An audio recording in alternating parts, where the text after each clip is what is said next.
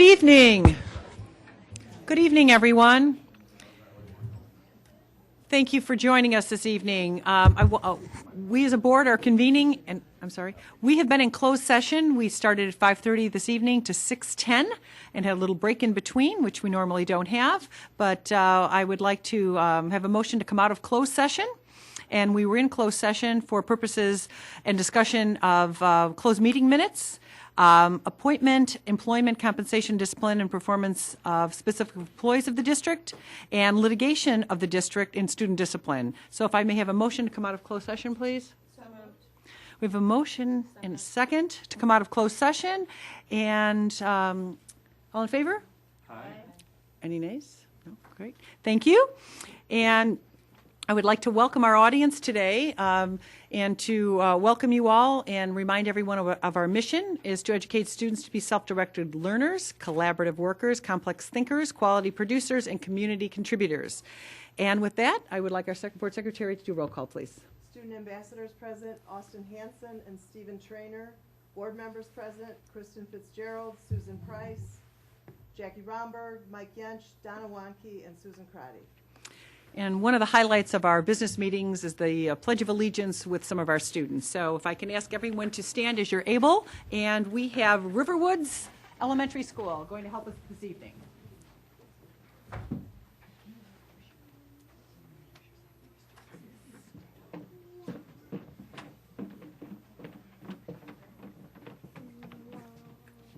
Good evening. We have great students from Riverwoods School. Kaylin, do you want to say your name and grade? Why? Aiden O'Malley, 5th grade. Myra Ross, 4th grade. Megan Mason, 4th grade. About the. Matthew. About the. Okay, ready. Do you want to hold this, ladies, together so we can hear you? There you go. Kaylin Zing, 2nd grade. We did that. Ready? I pledge allegiance to the flag of the United States of America and to the republic for which it stands, one nation, under God, indivisible, with liberty and justice for all.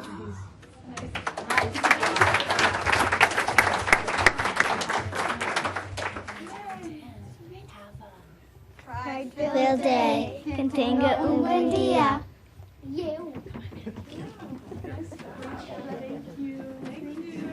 Thank you so much for coming.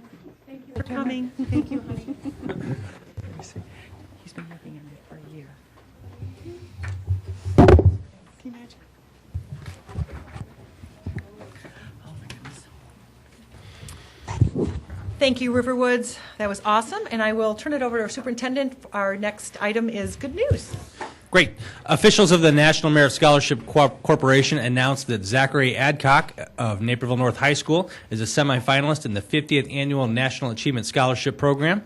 This honor is presented nationally to the top 10% of Black American high school students based on their preliminary SAT, National Merit Scholarship qualifying test scores. About 1,600 high-scoring participants in each year's National Achievement Scholarship Program are designated for semifinalists and have the opportunity to compete for more than $2.4 million in scholarships offered next spring. Zach, are you here tonight? He's not here, so I'll invite Principal Pops to come forward, and I'll give him the certificate that he can present on our behalf. We love to see Principal Pops. We love them. Yes. Yay. Speech. Actually, I had the pleasure of being Zach's mentor for 4 years. So it's really, Zach is like many of the 73 National Merit Recognized students at North this year. He's incredibly busy. So I'm not shocked that Zach isn't here this evening, but it means a lot to me to be able to take this to him. So Awesome. Thank you so much.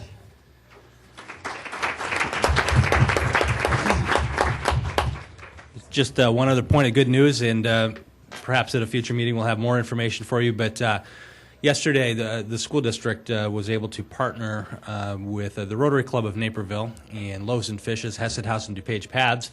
And at Naperville Central High School yesterday we hosted the annual Soups On, which in last year raised approximately $140,000 to support those local charities. So we had great turnout. It was a wonderful event. It was the first year it was at Naperville Central High School, and feedback that we'd received from community participants that came was what a delight it was to be able to get into our facilities, see our school, and they really enjoyed it. I know Austin was there volunteering, Julie was there also, and a number of you visited and came by. So it was a great event, and we were very thankful to be able to partner with the Rotary Club for that event. Awesome. Thank you. The next part of our meeting is public comment, and I don't have any slips this evening, but if anybody in the audience didn't have a chance or did not know to fill out a form, please come forward or please stand up or make yourself known. And in public comment, I'll just go over the rules, so if anybody wants to do this at another point in time, if something that is of interest to them, an individual has 3 minutes to speak. And if you're speaking on behalf of a group, you have 5 minutes to speak. And you would normally come up here to the front and discuss whatever your topic is. So we'll move on to communications and the student ambassador reports, please. So I thank you guys for letting me be here tonight. And first of all, for Naperville Central, today's the end of the first quarter. We had a good first quarter. And this past month we had, last time I was here was our homecoming week. And that Saturday night we had our homecoming dance. And it was a great turnout compared to the years in the past. And it was very successful and a good night. And lately we've been very busy with athletics at Naperville Central. This Tuesday our boys soccer team is in the regional semifinal versus West Chicago. It's going to be 4:30 at Mateo Valley. Friday we're getting ready for our Crosstown Classic, and as we know, it's the blackout for to raise money for Easter seals. And Saturday we have our boys and girls cross country regional at Crest Creek Park in West Chicago. I think we had DVC on Friday, and it went really well for both the boys and the girls. And our girls tennis team was conference champs this year, and we have our sectional champs are moving to the state finals this Friday and Saturday. And out of the qualifiers, we have singles Tiffany Chen and the doubles teams of Cindy Liu and Cass Goldner, and another double team of Megan Badijian and Sarah Fukawa. And we're very proud of them. And also our girls volleyball begins regional play in Lockport next week. And for boys golf, our very own Eddie Leisure tied for 30th in the state. And very busy with athletics, and it's been a good first half of first semester.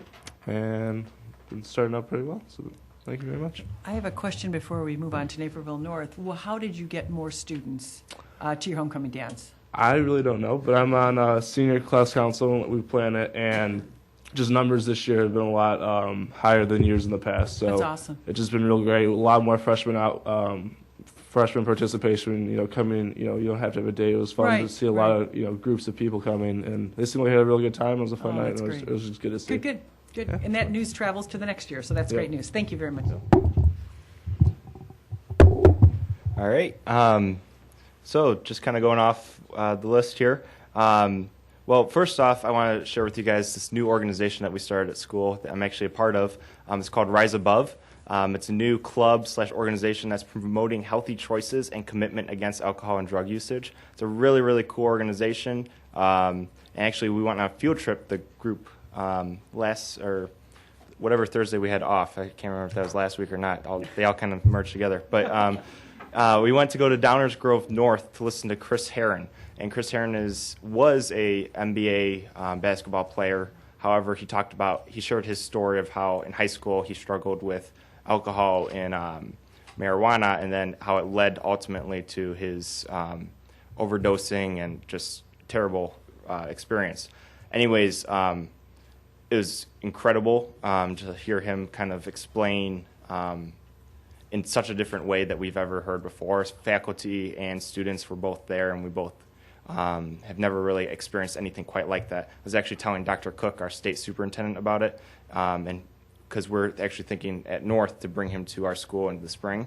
However, if we can kind of come up with the money, he's quite expensive. But Dr. Cook also said that he'd like to come see him if we do decide to do that.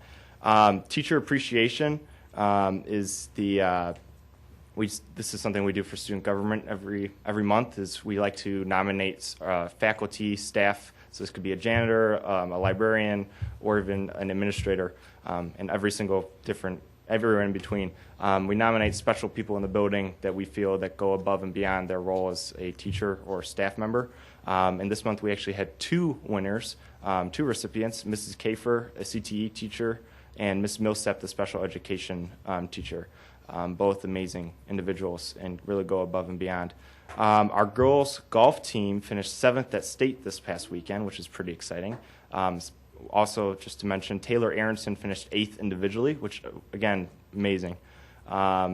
We are actually hosting the Crosstown Classic this Friday, and we're going to kick Central's tush, so it's going to be fun.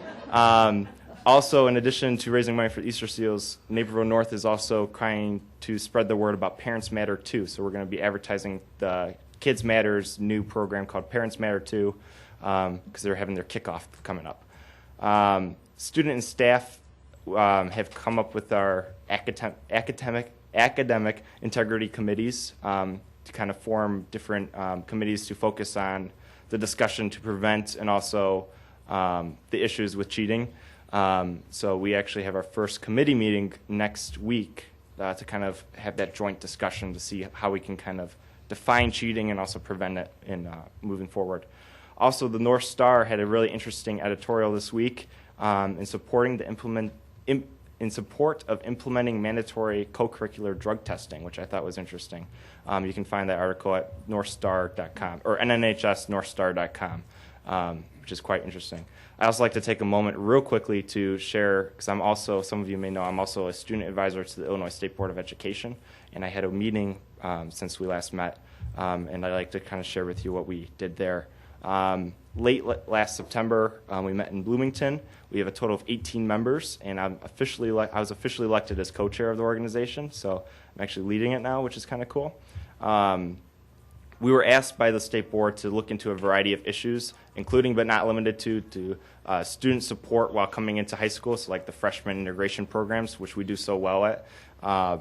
The changes in instruction as a result of Common Core standards, and also student experimentation with drugs and alcohol. And I wanted to bring up those 3 specifically because as our district, we've heard about, Rise Above, I just kind of talked to you about, and also previously in our previous meetings we were talking about FYI and FMP, which are freshman year integration programs, and just kind of cool how we're already above and beyond those state concerns, which is kind of cool. But however, this year, the Illinois State Board of Education Student Advisory Council will be exploring the inconsistencies of student disciplinary policies and how they are executed within each district across the state. So we're kind of comparing, contrasting disciplinary policies across the state. So that's all I got. Thank you so much. Thank you so much. And thank you, Stephen. We really appreciate your perspective. I know we've all talked about that through the years. Thanks so much. And written communication is on our board. I'm sorry, written communication. You're welcome to look through board docs and familiarize yourself with any of those requests. And I will turn the next over to our superintendent staff school report. Great. I have a few brief reports for the Board of Education and Community this evening. The first, loaded for your information for the Board of Education, our current enrollment numbers are current as of the end of September, actual September numbers. And you can see that overall, numbers are fairly close, not significant change or difference from beginning of the school year or actual 6th day. So we'll continue to monitor enrollment throughout the course of the year and provide you updates periodically.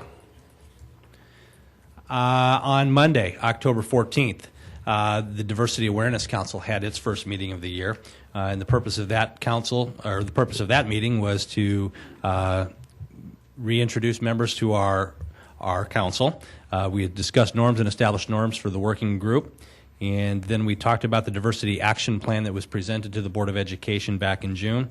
We spent time going over the 2012 and 2013 highlights, things that we were able to accomplish, and then also talked about the 2013-24 initiatives that were presented to the Board of Education back in June. I'd asked the committee members to do is conduct a SWOT analysis, strengths, weaknesses, opportunities, and threats to the plans and initiatives that we highlighted. They provided some great feedback for us. Some of the strengths that they highlighted was, in terms of a strength, one of the things that really jumped out at me that they highlighted was it's year 2. This represents commitment, an ongoing commitment. This wasn't something that just came at one time and went away. They were pleased to have been able to identify for themselves as a group the accomplishments that have been made, and really appreciated how the plan was organized over certain components. I believe the plan itself is multifaceted and had some good points to it. And another thing that they really appreciated about the plan is it seemed to highlight and emphasize the importance of collaboration, both with other districts and the Regional Office of Education. In terms of weaknesses or opportunities for the plan to be stronger, they'd like us to continue thinking about into the future. How is this going to be continued? How will we link this to initiatives moving forward into the future? Communication and messaging were an important component for them in terms of the plan. How we're communicating these initiatives. They thought we had some good ideas in there. How we're going to get the information out. And then kind of passing the message down from district to the principal, to the teacher, and into the school, and the relationship to the household. And then would like to see us as a committee work to define metrics that we could use to better define how we're impacting and how things are working well. In terms of opportunities, they looked at this plan as a great opportunity to really tell the story about the diversity within our community and the diversity within our schools and the things that we're doing to really work with and call attention to diversity. And to use the work and the plan that we have to really expand how we communicate about diversity. In terms of threats, things that they think could potentially be a threat to the success of the plan, they're concerned about biting off too much at once, depth versus breadth. They would like us to focus on doing a few things and doing them very well. But the interesting thing was, much like through Future Focus, we had the conversation about student success, we heard too much on the test scores. And you're relying too much on the test scores. Another threat identified was, but there's a lot to do, so we have a lot more to do. So kind of a balance there. We also brainstormed some future topics that the committee would like to hear at future meetings.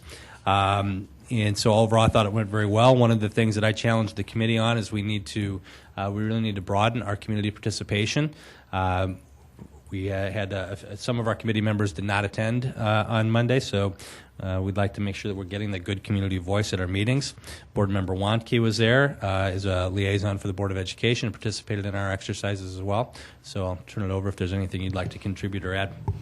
I think you did a wonderful summary of that, so thank you. I was just impressed with the honesty and sharing that went on in the room with the members that were present. They're not afraid to hold back, but do it in a very respectful way. So I thought that was really neat, and I think the multifaceted approach was something that, like Dan had said, was on both sides of. They were excited about it, and they were concerned that we do it well. I was new eyes to. It was the first time I was able to attend, and so I was excited about the depth of what we had on the board for this year, and interested to see what we accomplished with it. So thanks. And just a preview for the Board of Education. I've talked about this previously. Naperville School District belongs to a consortium of other school districts from around the mid-states of the United States called the Mid-States Benchmarking Consortium. And this group of school districts gathered together annually to benchmark data and talk about best practices in instruction and working with students. This year, it's our turn to host that event. And so we'll be hosting school districts from Tennessee, Missouri, Kansas, Nebraska, Texas, Arizona, Iowa, and Oklahoma, Wednesday, Thursday, and Friday of this week. The theme of this particular consortium this year is building a culture of equity, excellence, and opportunity for all students. So nice segue off of the last report that I've given you. So the conversation will focus over the next few days about not only how school districts are doing and how we're comparing, but also what we're doing in terms of best practices and strategies that are working to address issues of equity, excellence, and diversity within our school districts. So we're excited about that and look forward to those events. Great. Those are my reports. Awesome, thank you. I do not have a report this evening, but I'll ask my colleagues if anyone has a Board of Education report that they'd like to bring forward. If not, we will move on to our monthly reports that I'll list them out that are in board docs: the Treasury report, investments, insurance report, budget report, and move on to, if there are no specific questions, we'll move on to our board member that was reviewing bills and claims this month for a motion. Oh, okay. There? Let me get to my agenda, sorry. Where are we? Why am I confused? 8 point. Okay. There we go. I had it up there. Okay.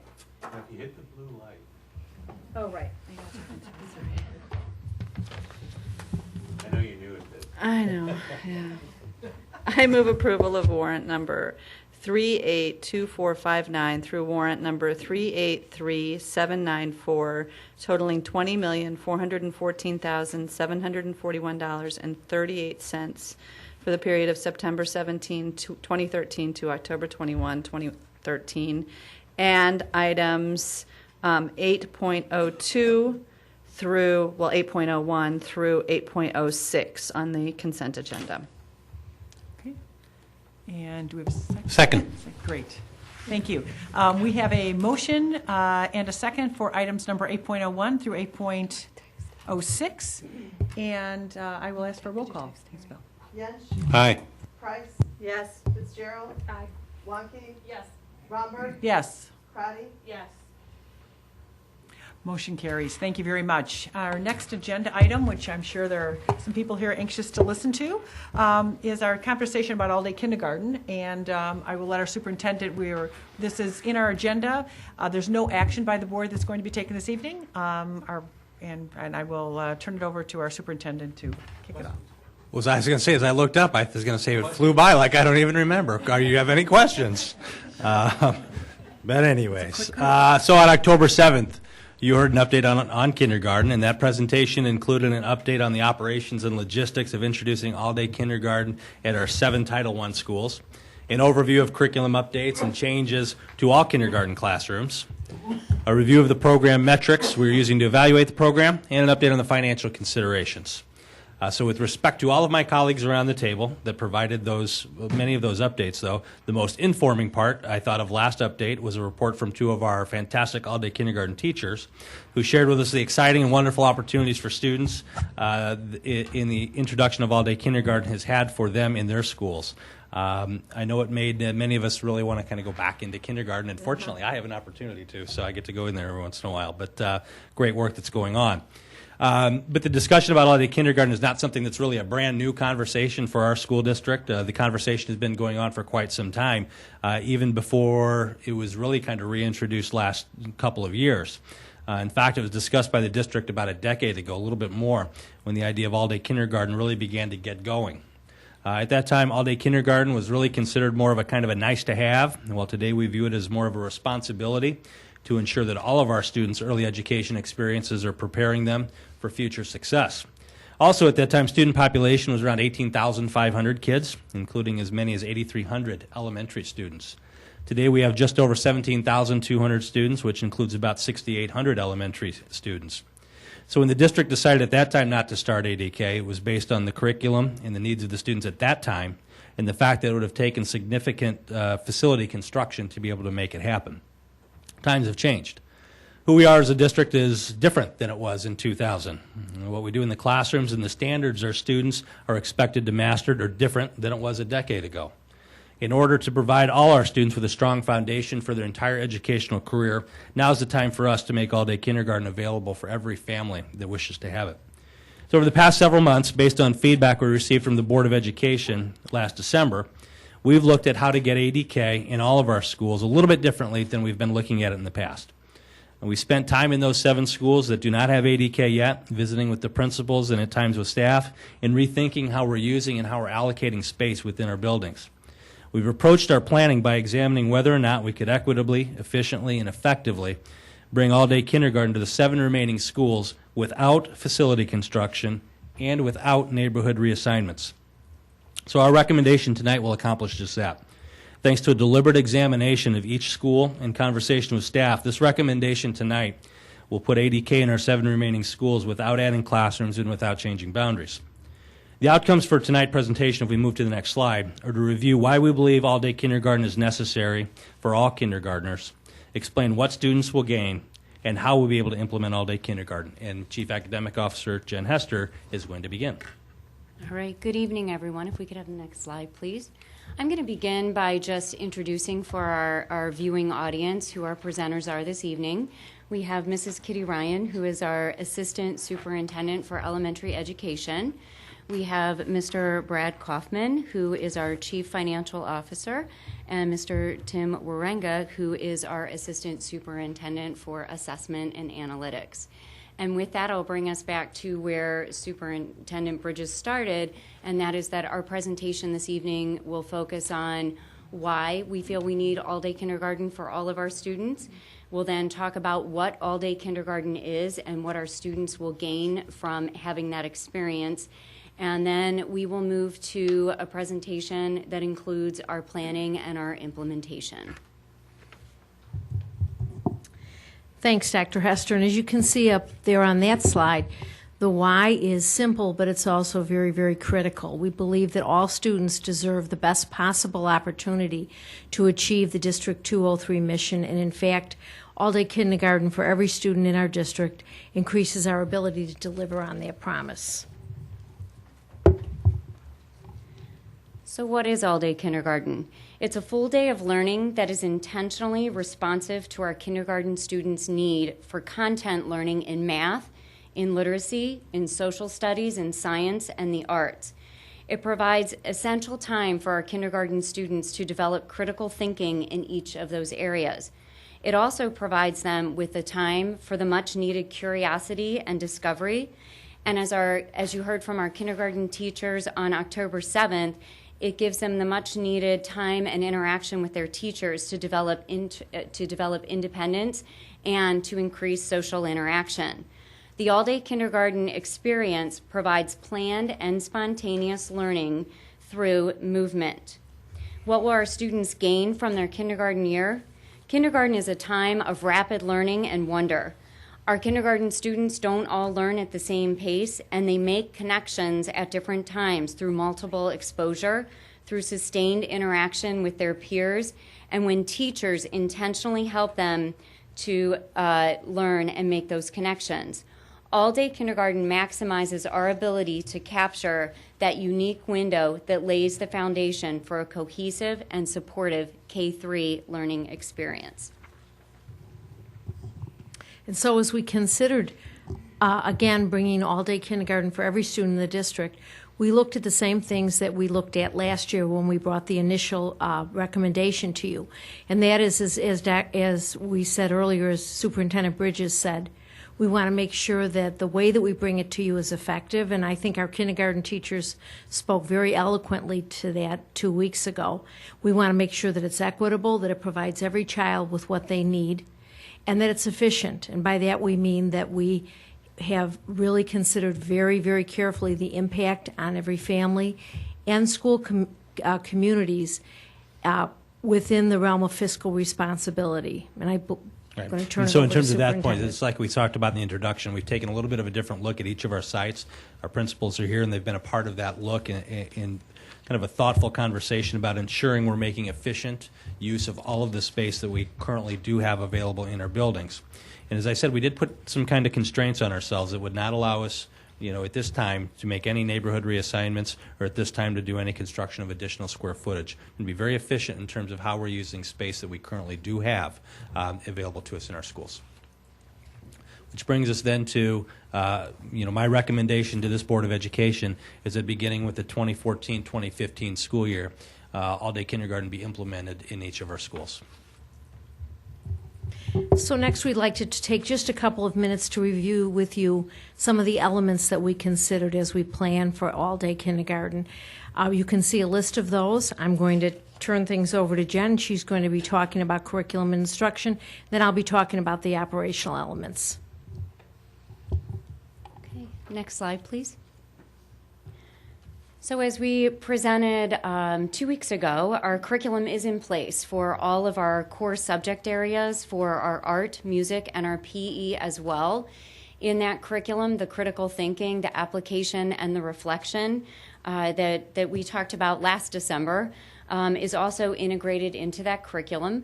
We have our assessments in place for math and literacy and for the social and emotional learning aspect.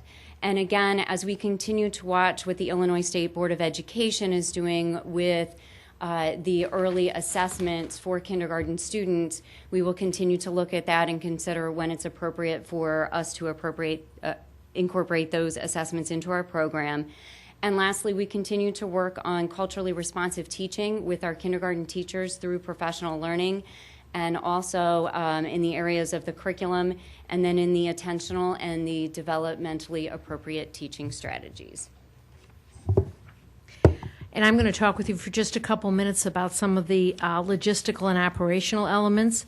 First of all, in terms of communication, that's going to be very important as we roll this out if it is approved. Certainly, there's going to be a message from our superintendent. We'll have information posted on the website. We'll certainly have a press release. And then one of the things that we're going to do is open kindergarten enrollment a little earlier than we traditionally have, so that we can get the best possible handle on how many kindergartners we'll be welcoming next year. Our schools will also be very, very involved in this process.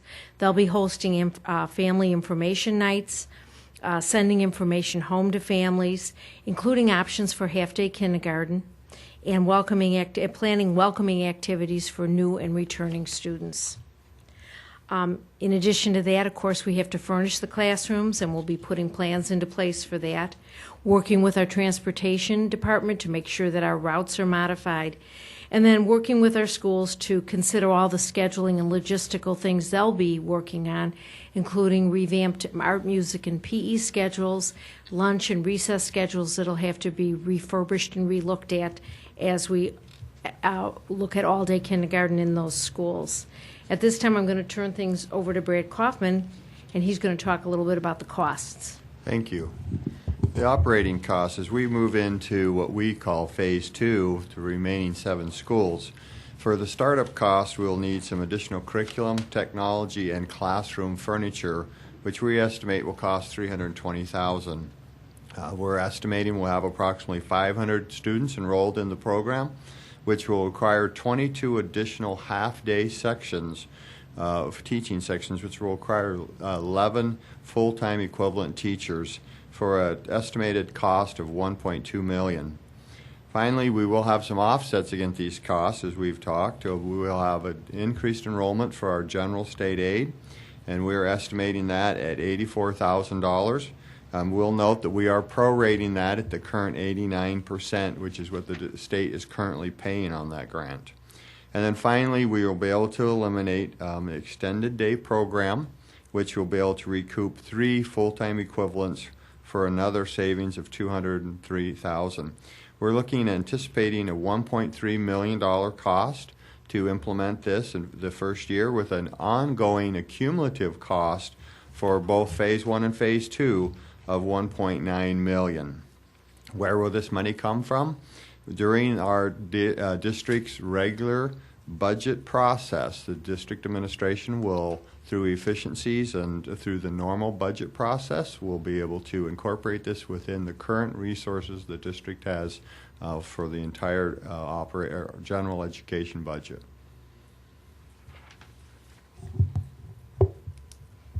This is a list of the places where we have all-day kindergarten currently in place, and you have seen this many, many times. We're going to go to our next slide, and that'll show us where the proposed new full-day sections of kindergarten would go. And I believe that I'm going to turn this over to Dan for more details. So this slide illustrates our projected enrollment in kindergarten for 2014-2015 school year and the number of sections it would require to educate those students. Call your attention to the notes section. Highlands Elementary School is one of 3 elementary schools in our district that currently houses a district magnet program for PI+. There are also district magnet PI+ programs at Steeple Run and Meadow Glens. And a magnet program serves students from throughout the district in various attendance areas at a magnet location. So from time to time, we have to look at the location of these magnet programs and then consider if the location is most effective and most efficient when considering the needs of the whole district. You may recall last year we moved several magnet programs to locations where space was available to better suit the needs of the magnet program, while at the same time allowing better use of space within the school from which those programs exited. By relocating the district's magnet PI Plus program out of Highlands, it will create classroom space. Final decision has not been made at this time as to the location on where it will be moved, but will be communicated as soon as it is determined. We have identified some potential locations. As for the other schools, after thinking about space and how space is used in each school and meeting with the principals, there is classroom space available in each of those schools for the introduction of all-day kindergarten. Next slide, please. Our kindergartners will continue to be assessed in mathematics and literacy. Our metrics will also include a newly formed SEL, Social Emotional Learning Inventory. These metrics will be used to help plan for the future of our students, not only through the growth planning for them individually, but also to measure program effectiveness as we move forward. We will survey parents and teachers as part of this measurement in order to inform the continuous improvement process, including taking a look at our curriculum and operations as we speak with those stakeholders. The next slide, please. The metrics we have chosen will also allow us to evaluate the kindergarten program and inform the first grade teachers in years to come as part of that. An expected outcome of this all-day program is that as we extend the access of students to the core curriculum, that fewer supports and interventions will be needed. We believe firmly that earlier trumps later in the school improvement process, and we believe that this will be more effective for our students as we move forward.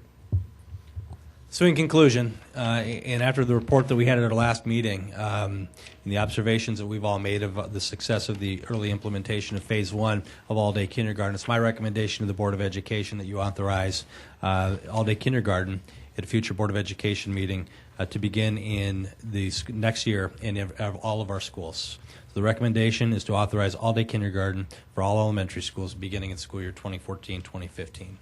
So with that, we would be pleased to entertain any questions that you have.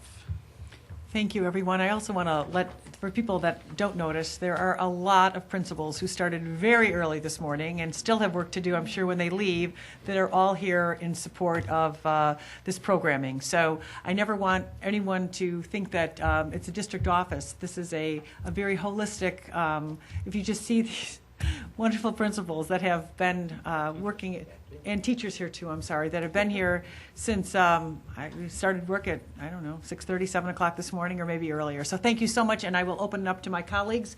I'm sure there's lots of wonderful questions. I was there earlier. Pardon me? I was there earlier. Oh, were you? Okay. You are just... You are really special. He's just a special tulip tonight. He really is. It's been going on since 5 o'clock. Anyhow, colleagues, questions? Who would like to start? Donna, you're pulling your microphone. Blue button. You okay on the blue button? So first I want to thank Brad because he fielded a lot of my questions today and summarized them just a little bit during the presentation. But my concerns were about the funding of all-day kindergarten. Very supportive of the program, but I know our community wants to understand the funding. And so you had said that it was going to come from current funding. Correct. Well, let me just talk through that a little more details. First thing we will do during the budget process, which we always do, we take a look district-wide to make sure we're doing everything as efficiently as possible. Number one, we'll look for any duplicated services. So by implementing this new program, anytime we implement something new, we should be looking at, okay, is there something that's going to now be a duplicate? So we will go through that process to make sure, identify anything that needs to be identified or addressed.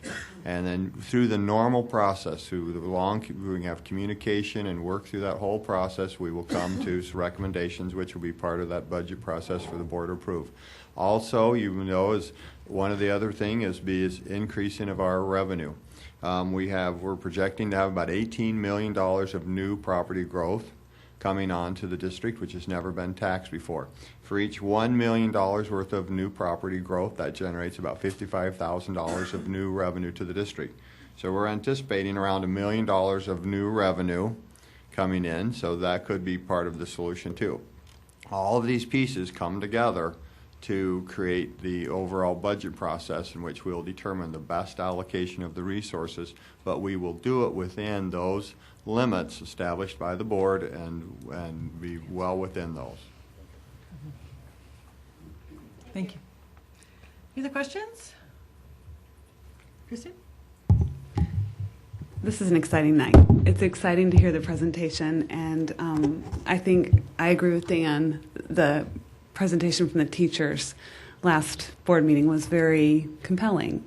I think you alluded to it in your discussion about the assessment, but the foundational learning for the students who start below grade level is a great investment. I think it's smart. It's financially sound because we're putting our investment ahead instead of looking at the interventions later, catching up our students one-on-one as opposed to just starting them off with the success that they need from all-day kindergarten. So I think that's really exciting, and I think it's the right choice.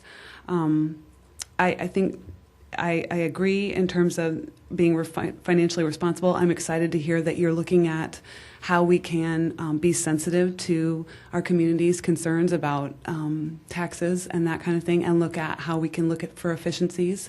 And it sounds like there are efficiencies even within the program in terms of the services that will be perhaps not even necessary later, the intervention services not even necessary, that are areas that we can look at, as well as many different things that you're looking at. So I'm glad that you're looking at that as well. But I'm so complimentary of the presentation and of the foresight, because I think as our students are, working with this exciting Common Core in kindergarten, which we heard about last time as well, this extra time is really going to help them be successful. So thank you for the presentation.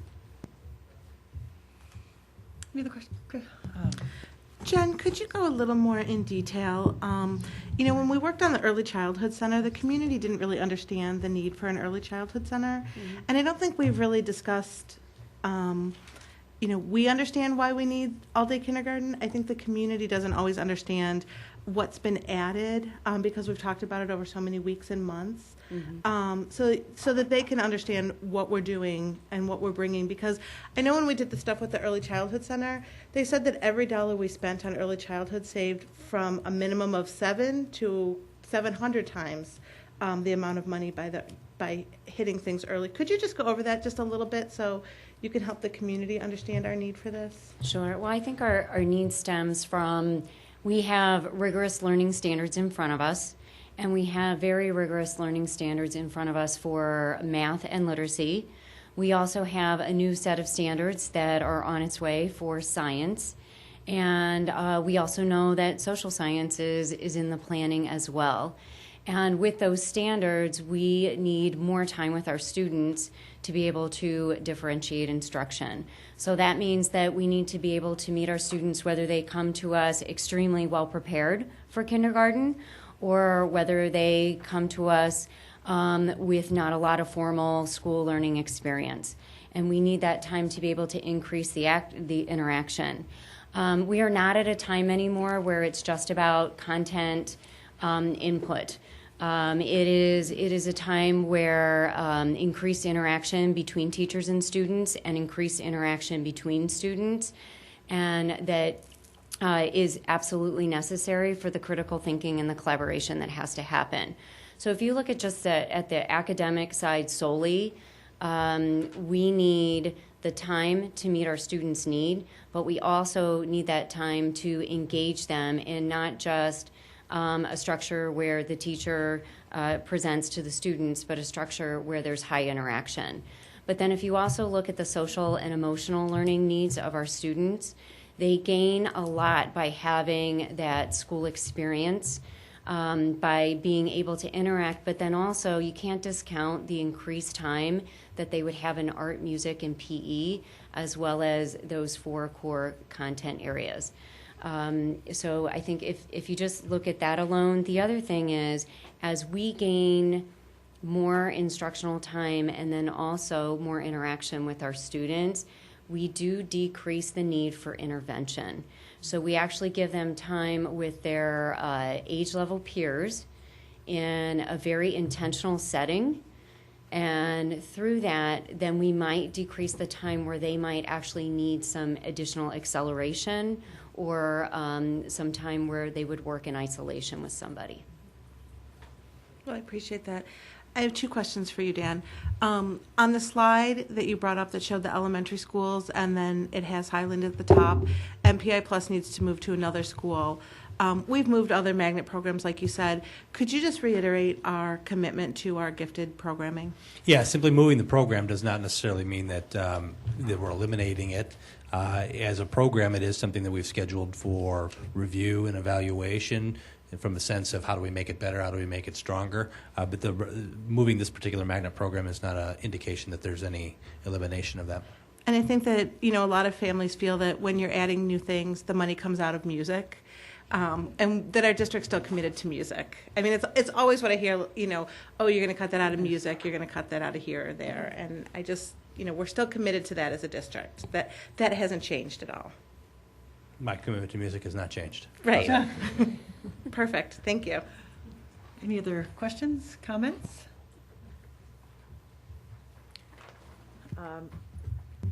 Sorry, I just wanted to say, kind of in conclusion or in summary, we've been talking as a board for the last 18 months to 2 years about all-day kindergarten.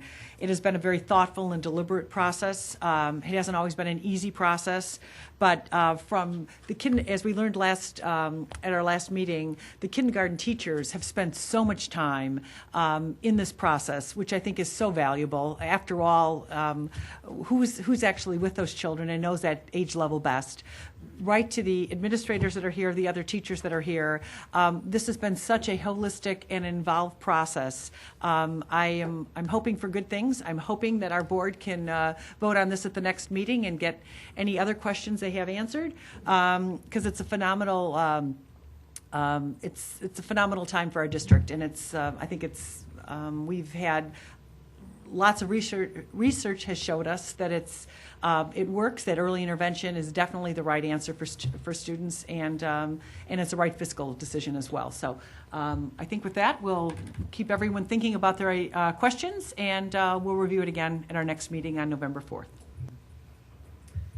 Okey-doke, I'll wake my computer back up. And we are going to go to online. Our next items are.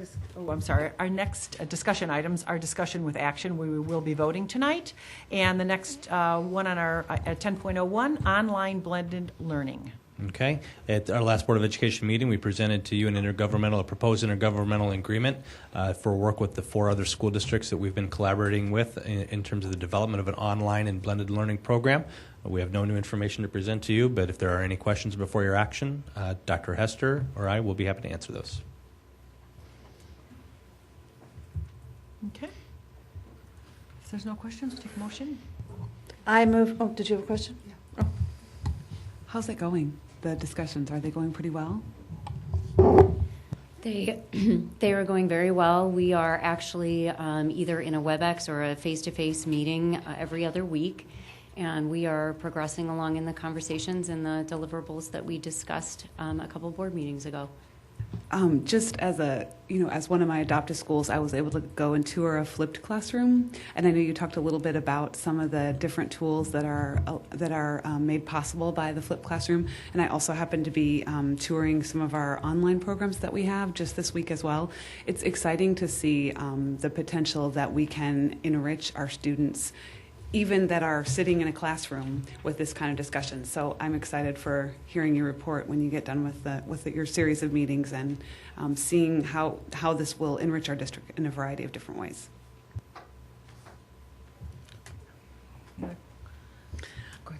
I move approval of the online blended learning plan as presented. Okay, we have a motion and a second for approval of the online blended learning plan, and I will anyone else have any questions or comments?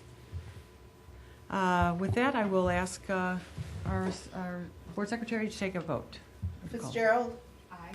Crotty. Yes. Price. Yes. Romberg. Yes. Yench. Aye. Wanke. Yes.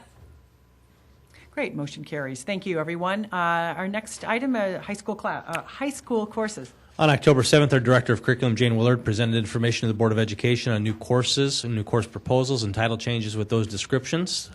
Jane's here if you have any additional questions, or Dr. Hester, our Chief Academic Officer. So we'll entertain any questions you may have. Questions?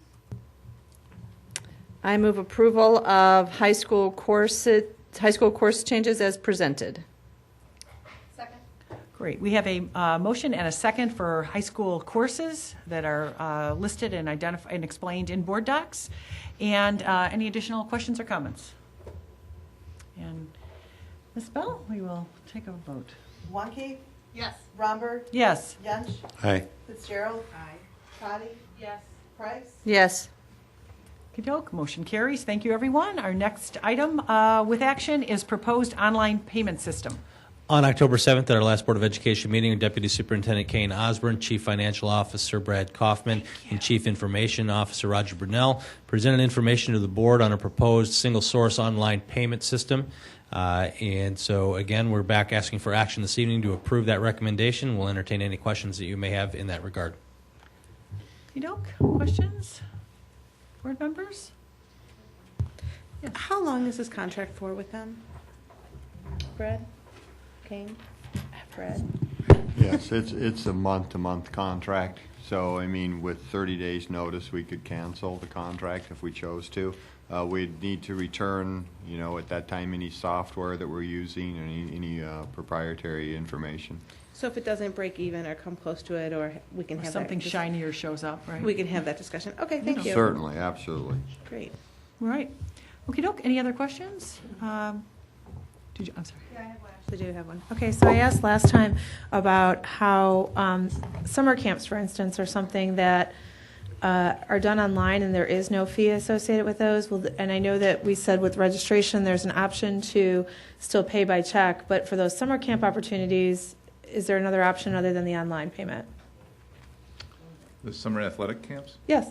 I believe there is right now through Athletics 2000, which is the site that they use for summer camps. I don't believe it's required that they pay online, and it wouldn't be under this option either. Okay. Did you say there wasn't a fee, Donna? No, there's no fee right now to pay online. Oh, I'm sorry. I see what you're saying. I thought you said there was no fee for the program. That's what I understood I'm you to sorry. say. No, there's I'm no. sorry. Yeah, you're right. Right now, there is not for that particular application. If we migrated this, there would be. And would there be an alternative for people to pay? Yes, absolutely. Okay. every payment option will include an Alternative. in-person. Okay, great. Thank you. Awesome. Thank you. Okey doke. I will entertain a motion for the proposed online payment. I move approval of the proposed online payment system as presented. Second? Great. We have a motion and a second for the proposed online payment system. And any other comments or questions? Ms. Bell? Price? Yes. Romberg? Yes. Fitzgerald? Aye. Crotty? Yes. Wanke? Yes. Yench? Aye. Great, motion carries. Thank you. Our next agenda item is the Illinois Association of School Board resolutions, and I will. Our resident expert is is not here. Terry Fielden is our IASB rep, and he is at Naperville Central High School in an awards ceremony for his daughter, which is exactly where he needs to be. But during our III conference, I didn't know if you had some remarks planned. During our III conference, which is the third week of November, there will be a meeting of all the new resolutions, and everyone in the state comes and is able to cast their votes. So our next step will be deciding on a representative from our board to represent us, and a report to the membership comes out where all these new resolutions are presented, and we always we read them ourselves and weigh in, and we ask staff to weigh in as well. So I will let you, Dan, comment on that. So we have had conversation. We've reviewed these, and after conversation about some of these proposed resolutions more than others, we are in concurrence and support the recommendations that come from the committee. And we had a brief discussion on this at the last meeting, and Terry, our board rep with the ISB, also agreed that he was in favor of agreeing with the proposals. So now we will. Let's see how.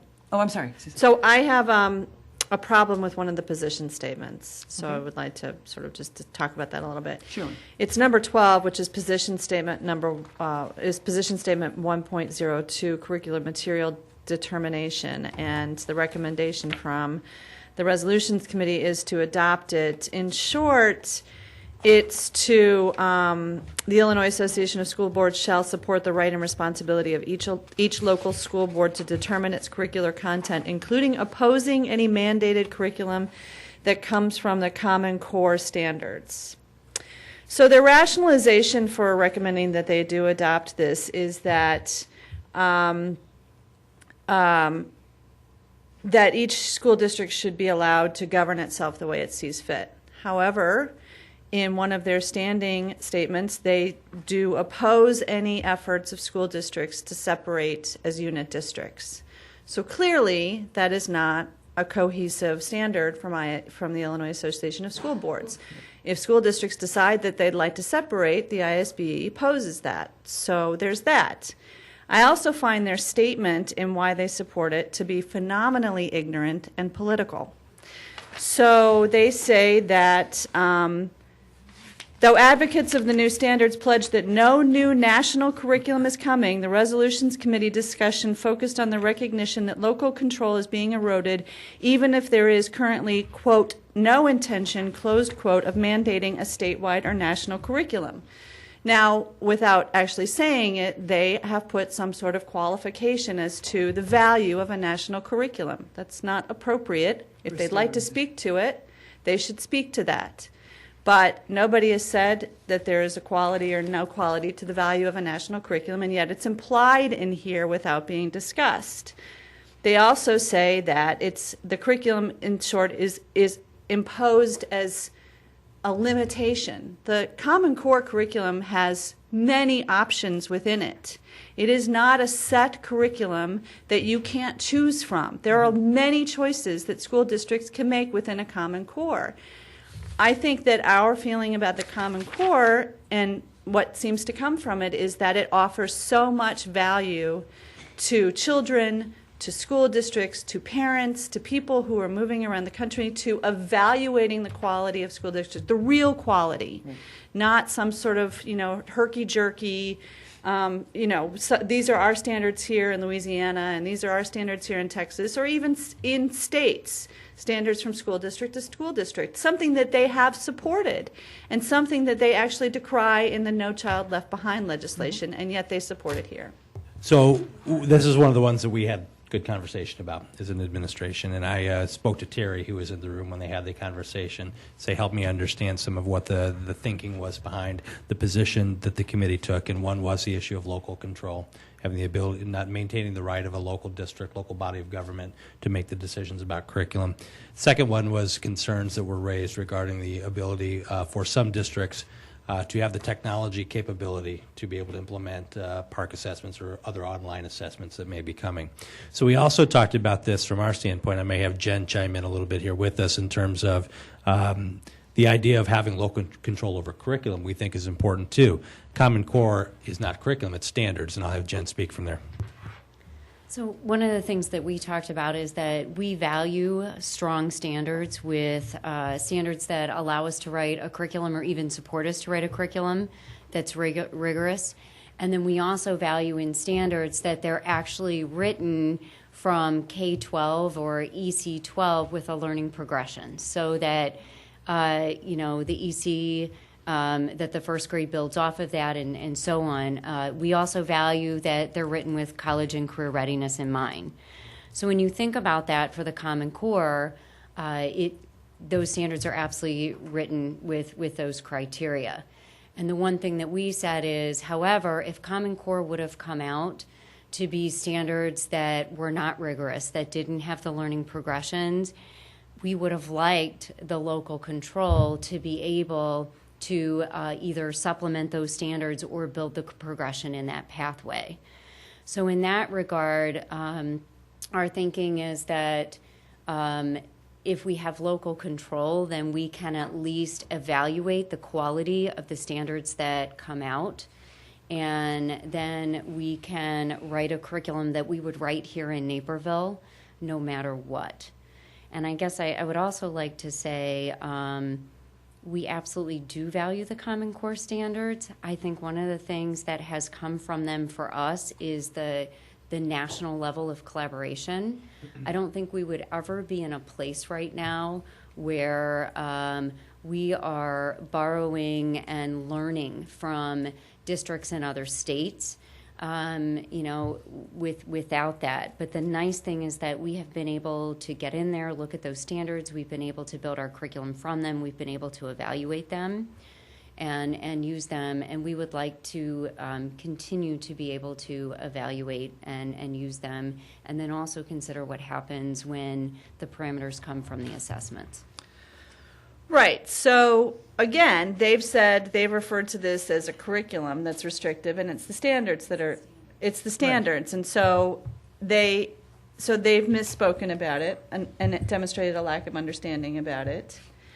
And I think that within this, when they talk about the technology that some school districts, it's letting the state off the hook to support something that the state supports, which is Common Core standards, by allowing school districts to opt out or recommending that school districts can opt out.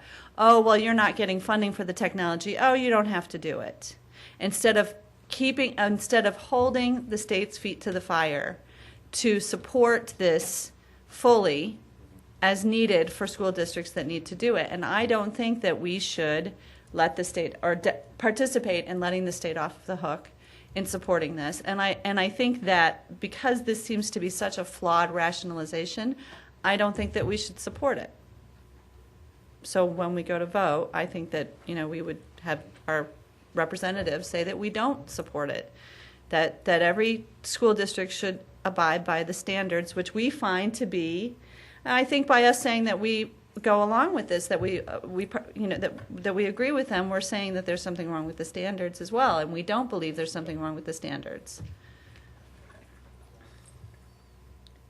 Thoughts? So my would be that we do not support position statement 12 and recommend not adopting. I think that's what it is. It gets very confusing when we get to this point. The resolution committee recommends do adopt. My recommendation would be we oppose their recommendation. For number 12. Comments? Board members, comments? Michael? Dan's not going to be surprised. He's already heard this. There was only one issue I had with all the proposals, and it was number 12. I've had absolutely zero conversations with Susan about this. I had no idea she was going to bring it up first. But, these are standards. It's not curriculum. Our standards have been too low for too long, and nothing in the Common Core standards prevents anybody from writing a curriculum however they want to. But if we expect our kids to be know how to multiply two times 2 by the second grade, and they decide no, we don't want to do that, then that's wrong, and I don't think we should support that. As a state, as a country, we should support higher standards, and this dilutes them. In my mind, it's a blatant attempt to dilute the Common Core standards. Nobody's mandating curriculum, they're just mandating that you meet certain standards. And I think the standards are valid. You guys have presented them many, many times. I think they're great. I think they're long overdue. And any position that would support weakening them, I would be opposed to. So I concur with my colleague from across the aisle. I don't think that. Yeah. I read through all these. Some of them are better written than others. Some of them have a better chance than others. But this is the only one I disagree with the position of the Resolutions Committee. I think we should oppose this. You're recommending opposing their support for it. Yes. Well, both. In this case, it's both. It's easy. But this one's easy.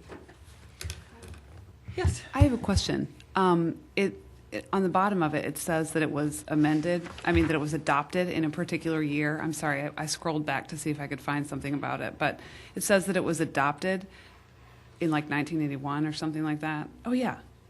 Those are their current positions. Right. So what they're actually doing, if you look at 1.02 on page 17, they're amending so it's actually just with regard to the Common Core that we would be changing it. We already have the right and responsibility to determine curricular content.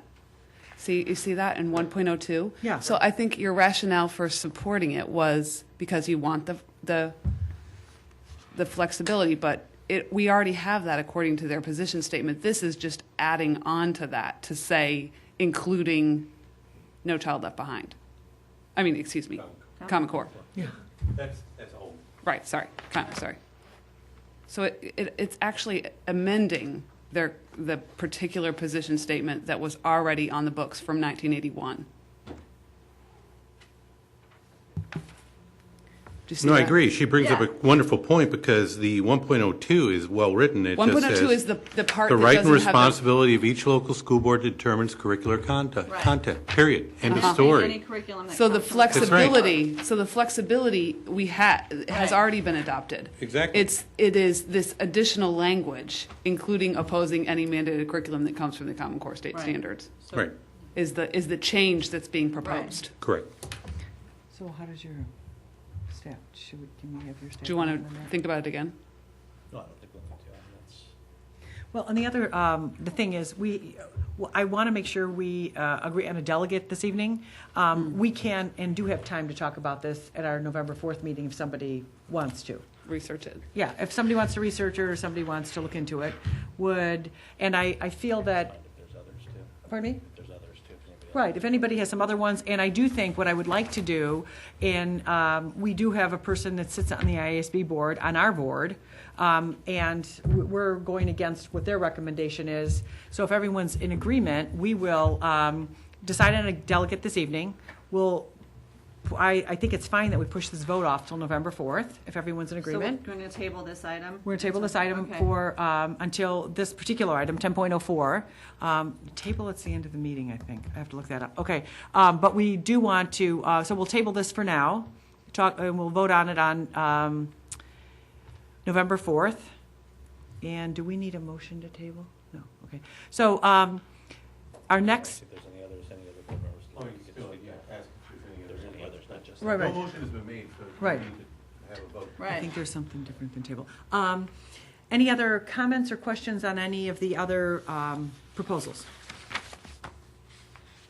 Or if you think of them in the next 2 weeks, please bring those questions for November 4th, okay? I think it'll be valuable to have Terry to be able to Yeah. speak to Well, what was discussed in the room. Yeah, to get the I don't sense want of to what go the committee against was. something, there might be something else that we're not. Well, I would point out, historically, we've done that before. We've taken different positions. Yes. Oh, absolutely. I don't Yeah. mind, I don't mind that. If we're going to take a different position, that's fine. I would like to, if we have the richness of understanding what the real thought process was, that's, I would. The most like to- recent one was the ISB's continual opposition to unit school districts. Right. So, I mean, we voted against that before at the Board Congress. Our next item is IASB, a board delegate, and this person's responsibility would be taking these votes that we've agreed to as a board. And I think the meeting, I didn't look it up on the agenda, is usually on Saturday morning, so you'd have to be at this meeting on Saturday morning. Terry's done it the last 2 years and is going to be there, but it's time to have a new it's time to mix it up and have someone else. So I will open it up to the board. If there is someone who is interested in taking this role, it's a 1-year role, it's one meeting, taking this vote literally in a big room and casting the vote for 203. If there's someone here that would like to be a part of that, we'll have that discussion now. Any interested parties? Other interested parties? I was able to help with the writing of the, I can't even remember which number our numbers, I thought it was, 8, in terms of the state mandates. And I would be happy to represent our district if there are no other people who would like to do it. I'd be happy to do it. A number of people have done it for a number of years, and I would be happy to do it as well if somebody else doesn't want to do it, but no, any It's other? an interesting experience. Yeah. I think it's an experience that everybody should have. So, is everyone, Kristen has offered, Michael? Well, I've done it as well, and I think it is an interesting experience, but considering how well number 8 Is written. is written, I wholeheartedly support Mrs. Fitzgerald doing this. So, I mean, it's a wonderful, wonderful opportunity. So, is that a motion? No, well, do you want a motion? Yeah. I move that Kristen Fitzgerald be our delegate representative to the IASB Congress for the purposes of this. Yeah. Great. We have a motion and a second for our designated IASB delegate for the III conference for that meeting with the votes. And any other comments or conversations about this? Or I will let Ms. Bell take a vote. Wanke? Yes. Pratty? Yes. Fitzgerald? Romberg? Yes. Yench? Aye. Motion carries. Yes. Motion carries. Thank you very much.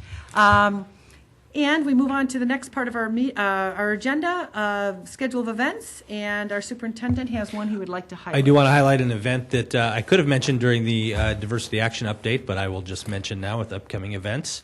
And it is one of the activities that we have highlighted in our plan.